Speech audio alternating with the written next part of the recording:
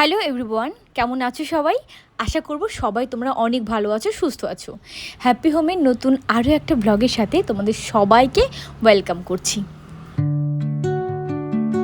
প্রথমে আজকে ব্লগের শুরুতে তোমাদের প্রশ্নের একটা উত্তর দিয়ে মোটামুটি ব্লগটা শুরু করছি। সেটা হলো, এই যে তাওয়াটা দেখতে পাচ্ছ, লোহার এই তাওয়াটা তোমরা জিজ্ঞাসা করেছো আমাকে, বেশ 2-3 জন কমেন্ট করেছো, দেখলাম যে বলেছো দিদি এইরকম তাওয়া কোত্থেকে কিনেছো। এখন যে লোহার তাওয়াগুলো বেরিয়েছে এইরকম নয়, তো এটা আমি দোকান থেকে কিনেছি, বাট এটা আজকে নয়, অনেক দিন আগে কেনা। তো সেই কারণে বললাম আমাদের বাড়ির পাশে যে মার্কেট সেখান থেকে কেনা। যাই হোক, আর এখানটা সকালবেলা আজকে আমাদের টিফিন হচ্ছে একটা করে ডিমের পোচ। যদি এটা আমার প্লেট নয়, কারণ আমি ডিমের পোচ একদম খাই না, আমি ভালোই বাসি না, তোমরা জানো। আর এখানটা আলু দিয়ে, পটল দিয়ে, সয়াবিন দিয়ে একটা সবজি করেছিলাম সকালবেলায়, তো সেটাই। তো আমি ডিমে অমলেট খেয়েছিলাম, আর এখানটা হচ্ছে আলু পটল একটা সবজি, রুটি। এটা ছিল আজকে আমাদের সকালবেলা ব্রেকফাস্ট।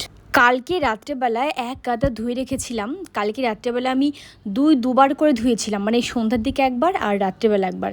সন্ধ্যার দিকে যে জামা কাপড়গুলো ধুয়েছিলাম না, সেগুলো কী করেছি, যে মেশিন থেকে বের করে নিয়ে একটা গাবলির মধ্যে জমা করে রেখেছিলাম। আবার তারপরে আরেকবার দিয়েছিলাম মেশিনে, সেটাও হয়ে গেছে, তো সেটা আর বের করিনি, সেটা মেশিনের ভিতর রয়েছে। কিন্তু এগুলো ছিল কালকে সন্ধ্যাবেলার, তো কালকে এগুলো কিচ্ছু আমি মেলতে পারিনি, কারণ কালকে একটু মেঘমেঘ করেছিল বলে আমি জানালাতে মেলতে পারিনি। ব্যাপারটা কি হয়, ওই বৃষ্টি এলে না, জানালা থেকে তুলতে গিয়েই না প্রায় জামা কাপড় ভিজে যায়। আর ব্যালকানি তো আমার খুব একটা বড় না, সেহেতু কি হয়, যে অল্প জামা কাপড় মেললেই পুরো ব্যালকানি ভরে যায়। আর যেহেতু ওদিক থেকে একটা হাওয়া আসে বা একটা মুক্ত একটা পরিবেশ পায় ব্যালকানি ওদিক থেকে, আর জামা কাপড়গুলো যদি অনেক বেশি মেলে ফেলি তো পুরো মনে হয় যে আটকা আটকা, যেটা কিনা আমার একদম পছন্দ হয় না। আর সে কারণে মেলিনি, যেহেতু অনেক জামা কাপড়, সে কারণে আজকের দিনের জন্য ওয়েট করেছিলাম। সকালবেলা ঘুম থেকে উঠে থেকে বেশ একটা প্রাণোচ্ছল আজকে একটা দিন, অর্থাৎ পুরো একদম রোদ ঝলমলে করছে। তো এদিকে দেখতে পেলে যে আমি দিয়ে এসেছি একতরফা মেলে, আর এদিকে আবার আমি বের করে এটা আমি রেখে দিয়েছি। এখন আমি একবার মেশিনটা চালিয়ে দেবো। এটাই হয় প্রত্যেক দিন, যে জামা কাপড় তো হাতে ধুতেই থাকে, আর তারপরেও দেখা যায় যে মেশিনে গাদা গাদা করে ধুতে হয়। আর এটা শুধুমাত্র আমার বাড়ি বলে নয়, প্রত্যেকের বাড়িতে একই অবস্থা। আর এদিকে দেখো না, ওই যে কম্পিউটার হয়েছে কতগুলো, আজকে বেড কভারটা না চেঞ্জ করবো না, গতকাল সকালবেলাতে চেঞ্জ করেছিলাম। ইয়েলো কালার যে বেড কভারটা ছিল সেটা পাতা ছিল, তো গতকাল সকালবেলাতে যেহেতু এটা আমি পেতেছিলাম, আজকে কি করব, একটুখানি উঠিয়ে ভালো করে ঝেড়ে তারপর আবার পেতে দেবো। আর এখানে এসি কম্পিউটার যেহেতু রাত্রেবেলা লাগে, সেহেতু বেশ অনেকগুলো কিন্তু কম্পিউটার হয়ে গেছে ঘরের মধ্যে, মোটামুটি 3-4টে। আর এগুলো যেহেতু খুব একটা বড় হয় না, ছোটোই হয়, সেক্ষেত্রে 3-4টে তো লেগেই যায় আর কি। তো এই যে শীতের দিন বলেও গরমের দিন বলেও কোনো রেহাই নেই, এগুলো থাকে, বিছানা ভর্তি এলোমেলো হয়ে যায়, যেটা কিনা খুব বিরক্ত লাগে, কিছু করার থাকে না। তো যাই হোক, চলো এগুলো এখন ভালো করে গুছিয়ে নেবো। গুছিয়ে নেওয়ার পরে তারপরে বেড কভারটা তুলে ভালো করে আবার ঝেড়ে পেতে দেবো।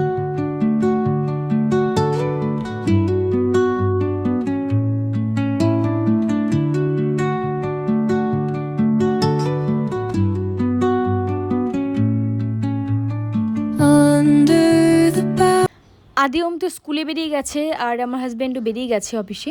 তো এখানটা হচ্ছে ঝটপট করে আর কি সমস্ত কাজকর্মগুলো কমপ্লিট করে নিচ্ছি, কারণ আজকে এক্সট্রা অনেক কাজ আরও করার আছে, সেগুলো করব। বিশেষ করে এই বেডরুমের আর কি উপরে যে র্যাকগুলো রয়েছে আমার, ছোটো ছোটো ওয়াল র্যাকগুলো, সেগুলো ক্লিন করব। তারপরে ফ্রিজের পেছনটা ইচ্ছা আছে আজকে ফ্রিজটাকে সরিয়ে নিয়ে ক্লিন করব। সত্যি কথা বলতে কি বলো তো, ফ্রিজটা আগে যখন ছোট ছিল আমার, কি বলবো, ওই ডাবল ডোরে যে ফ্রিজ এখন, বাট আগে আমার সিঙ্গেল ডোর ছিল, তো সেটা খুব ছোট ছিল এবং হালকা ছিল এবং ফিক্সড ছিল। ওটা কি হয়, সরিয়ে নিয়ে আমি কিন্তু 2-1 দিন কি বলবো, যখনই মনে হতো আমি ঝাড়ও দিতাম, 2-1 দিন বাদে বাদে ফ্রিজটাকে একটু সরিয়ে নিলাম। সপ্তাহে 1 দিন করে তো মাস্ট আমি ফ্রিজ সরিয়ে আমি মুছে নিতাম।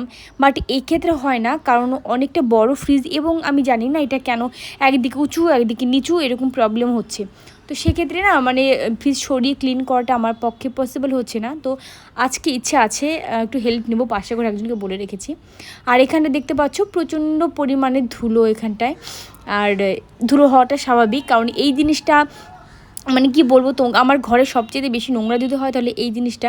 আর এটা এমন একটা জিনিস না যে আমি ভালো করে প্রত্যেকদিন ক্লিন করে নেব, মানে হয় না। এটা এত খাজ, মানে ভাজ বা খাজ যাই বলো না কেন আছে, যে কারণে প্রপার ক্লিন হয় না আর কি, সে ভেতরে নোংরা ঢুকেই থাকে।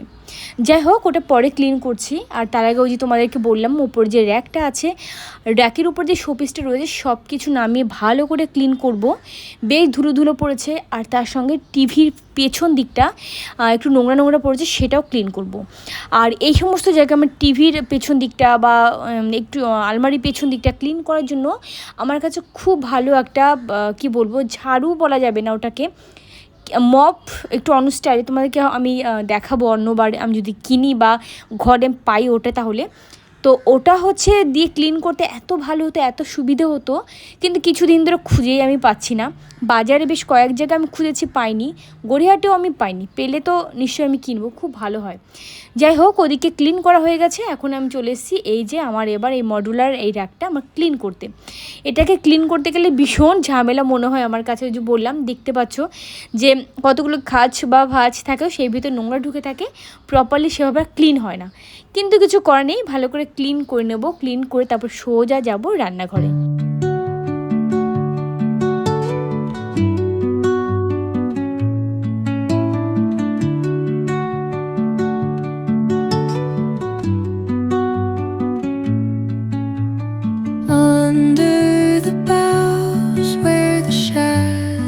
সকালবেলা ঘুম থেকে ওঠার পরে এখানটা দেখতে পাচ্ছ, এটা কি বলতো, ইসবগুলো ভুসি, এটা ভিজিয়ে রেখেছিলাম। আর এটা ভিজিয়েছিলাম আমি সাদা যে মিষ্টি হয় সেটা দিয়ে ভিজিয়ে রেখেছিলাম। আর বেশ ঘন হয়ে গেছে, আর এটা তো ঘন হয়ে যায় নর্মালি। তো এর ভেতর আরও একটু জল মেশাবো, জল মিশিয়ে তারপরে আমি খাবো। আর এটা কিন্তু আমি খাই কারণ আমার ইদানিং দেখছি একটু কনস্টিপেশনের প্রবলেম হচ্ছে, যেটা কিনা আগে একদমই ছিল না, আর এটা হচ্ছে এখন আমার। তো যতই কনস্টিপেশন থাকলে, যতই তুমি যাই খাও না কেন, তোমার এই মোটেই মানে কি বলবো, রেগুলার নর্মালি কিছু হয় না, খুব সমস্যা হয়। তারপরে চেষ্টা করছি যে এটা খেতে ওটা খেতে। যাই হোক, তোমাদের যদি কিছু জানা থাকে কনস্টিপেশনের প্রবলেমের জন্য, অবশ্যই একটু কমেন্ট করে জানিও।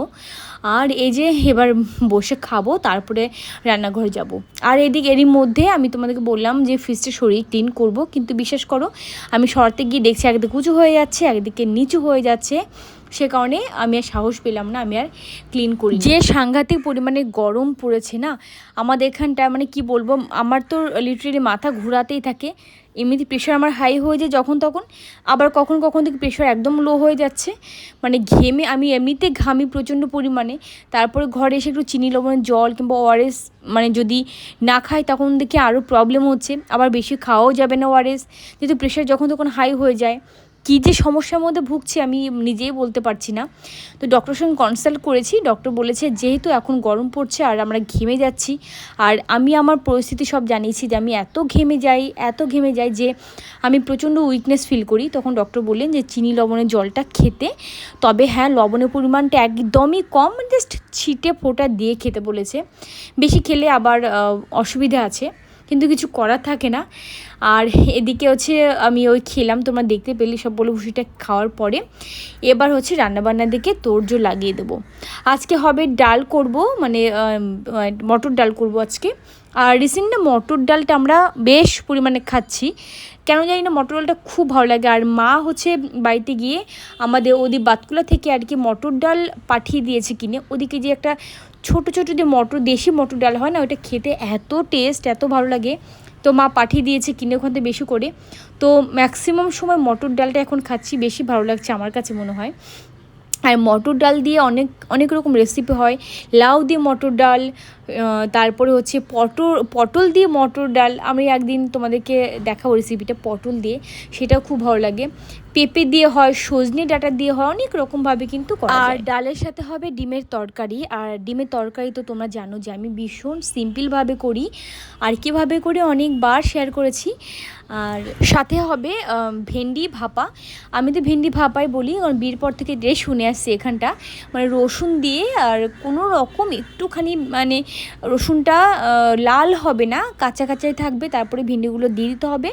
ভেন্ডিগুলো তেলে হালকা কোনোরকম সাঁতলে নিয়ে জল দিতে হবে এবং দিয়ে ঢেকে দিতে হবে। খেতে কিন্তু দুর্দান্ত লাগে। তো সেটাই হবে, আর ডিমের ঝোল ডাল, ব্যাস এটাই আজকে দুপুরের লাঞ্চ মেনু। আর এই যে দেখতে পাচ্ছ এখানে শুধুমাত্র আমি দিয়ে দিয়েছি পেঁয়াজ আর কাঁচা লঙ্কা আর দিয়েছি লবণ হলুদ, ব্যাস এর মধ্যে কিন্তু আদার্স আর আমি কিচ্ছু দেবো না। নামানোর আগে আমি একটুখানি দিয়েছিলাম রোস্টেড জিরে পাউডার যেটা হয় সেটা আর কি। তো এটা দিয়ে ডিমের ঝোল করব, দুর্দান্ত লাগে খেতে, তোমরা একবার ট্রাই করতে পারো। তবে হ্যাঁ, অবশ্যই কিন্তু নামানোর আগে একটুখানি রোস্টেড জিরে বা ধনিয়া গুঁড়ো যে পাউডারটা আমরা করে রাখি সেটা কিন্তু দিয়ে দেবে, ফ্লেভারটা পুরো চেঞ্জ হয়ে যায়। আর সব সময় যে মানে খেতেই হবে মশলা দিয়ে বা আমাদের ভ্রান্ত ধারণাগুলো চেঞ্জ করতে হবে। যত বেশি মশলা খাবো তত বেশি তেল অ্যাবজর্ব হবে শরীরে, কারণ মশলা কখনই কম তেলে রান্না করলে ভালো লাগে না খেতে, আর বেশি তেল খাওয়া তো অবভিয়াসলি ভালোই না। তো দেখতেই পেলে ওদিকে রান্নাবান্না মোটামুটি কমপ্লিট হয়ে গেছে। এখন কিন্তু আমি পুরো ডাইনিং টেবিলটাকে ভালো করে একবার ক্লিন করব। যদিও ক্লিন আছে তারপরেও মনে হলো না একটু দাগ দাগ হয়ে গেছে, ছোলার ছাতু ঢেলেছিলাম, ছোলার ছাতু এদিক ওদিকে একটু পড়ে আছে, চিনি পড়ে আছে খানিকটা পরিমাণে। তো ভাবলাম স্নান করতে যাব, স্নান করতে যাওয়ার আগে ভালো করে একবার এই জায়গাটা ক্লিন করে নিই। ঘরে ঢুকে যেহেতু ডাইনিং টেবিলটা মানে মেন দরজা খুলতে না খুলতেই ডাইনিং টেবিল আগে চোখে পড়ে, তো সে কারণে কী হয় যে একটু বেশি পরিষ্কার রাখার চেষ্টা করি, তারপরেও থাকে না। কারণ যেহেতু এক্সট্রা কোনো সিটিং এরিয়া আমার ঘরে আপাতত নেই, সে কারণে ডাইনিং টেবিলটাই সবসময় ব্যবহার হয়। আর ওদিকে কথা বলতে বলতে তখন সমস্ত বাসনও কিন্তু আমার মাজা পুরো কমপ্লিট হয়ে গেছে, রান্নাঘর পুরো একদম চকাচক হয়েছে। তার মধ্যে একটা ওখানটায় চা বানানোর বাটি ওখানটায় রয়েছে। তো এই হচ্ছে আপাতত আমার কিচেনের ফাইনাল, মানে ক্লিন করার পর ফাইনাল লুক।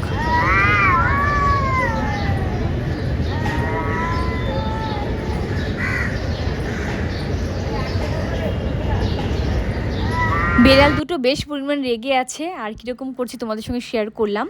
তো চলো আজকের মতো ব্লগ এখানটায় এন্ড করব, আর বাড়াচ্ছি না। সবাই তোমরা অনেক ভালো থেকো, অনেক হ্যাপি থেকো। আজকের মতো সবাইকে টাটা অ্যান্ড বাই।